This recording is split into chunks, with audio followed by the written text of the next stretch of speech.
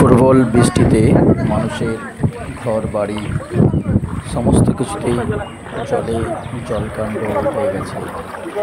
মানুষের কাঁচার বাড়িগুলি একে একে ধসে পড়ছে। মানুষ ঘর ছাড়া হয়ে ত্রাণ শিবিরে যে তারা আশ্রয় নিচ্ছে।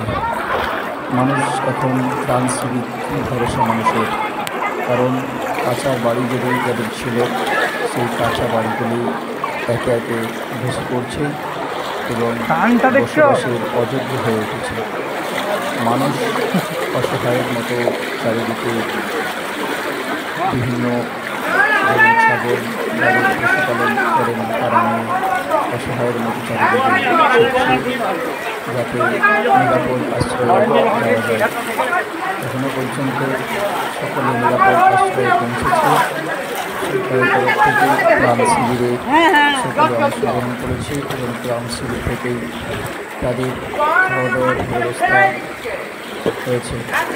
কিন্তু বৃষ্টি চলে যাওয়ার পরে তাদের কী হবে, গৃহহীন মানুষদের কী হবে, তারা সেই চিন্তায় এখন দিন কাটছে গ্রামের সকল মানুষের।